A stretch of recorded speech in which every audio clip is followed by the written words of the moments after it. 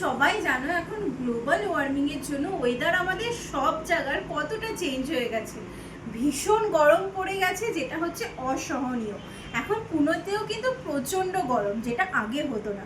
তো সেই গরমকে তো আমরা কন্ট্রোল নিশ্চয়ই করতে পারি, কিছুটা আমাদের হাতে আছে। যেমন আমাদের বেশি বেশি করে গাছ লাগাতে হবে, গাছের পরিচর্যা করতে হবে।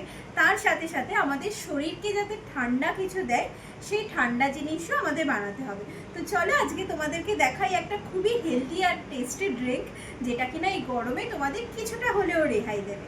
তো আসো দেখা যাক এখানে কি কি। আগে তোমাদের বলে দেই, ওয়েলকাম টু হাংরি বংশের, যেখানে খুব টেস্টি টেস্টি ইজি রেসিপি দেখানো হয় একদম নিমেষে চুটকির মধ্যে। তো চলো আসো দেখা যাক কি কি রয়েছে এখানে।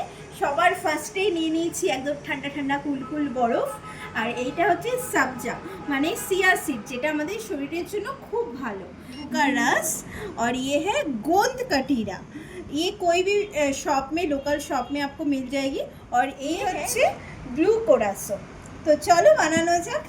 আর এবার প্রথমে 3 স্পুন আমরা এই গোন্দ কাটিরাটা, এই দেখো এটা এরকম জেলি জেলি মতন হয়ে যায়। এই গোন্দ কাতিরার ব্যাপারে তোমাদেরকে একটু বলে দেই, এটা এরকম ক্রিস্টালের মতন আসে সলিড ফর্মে, যেটা অনেকের কাছে নতুন থাকতে পারে, আমার কাছেও নতুন ছিল। এইটা এরকম 6 থেকে 8 ঘন্টা মতন জলের মধ্যে ভিজিয়ে রাখতে হয়, তবে এরকম জেলি জেলি ফর্মেশনটা চলে আসে। 5 টেবিল স্পুন নিচ্ছে হচ্ছে চিয়া সিড। তোমাদেরকে বলে রাখি, এটা কিন্তু আমার রেসিপি নয়, এটা হচ্ছে আমার বরের রেসিপি। ও ভীষণ সুন্দর ড্রিঙ্কস বানায়, তো ও অ্যাকচুয়ালি খাওয়ার প্রচণ্ড ভালো বানায়। রস দিচ্ছি। এবার হচ্ছে ফ্লেভারিং এজেন্ট গ্লুকোরাসো দিচ্ছি 1 চিপি মতো। এবার ঠান্ডা জল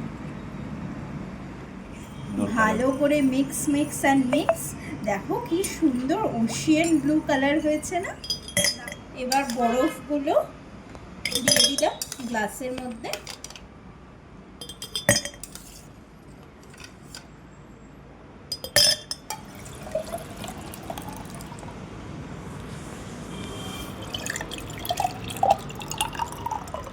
এরকম লেবু গার্নিশিং এর জন্য দিয়ে দিতে পারো।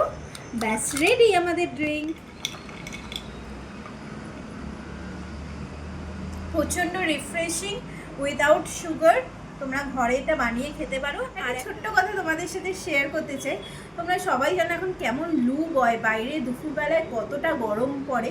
তো তোমরা যদি বাড়ির সামনে একটা ছোট্ট পাত্র রেখে দাও, সেখানে যদি একটু জল, একটু খাওয়ার কিছু রেখে দাও, যারা আমাদের পথ সারমেয় রয়েছে, যারা নিজের থেকে অনেক সময় খুব কষ্ট হয় ওদের খুঁজে পেতে, বা অনেক সময় ওরা পায় না, তারা যেন তোমাদের এই কাইন্ডনেসটার জন্য একটু কিছু লাভ হয়, বা ওরা একটুখানি খুশি অনুভব করে। প্লিজ যদি হয় এটা করো।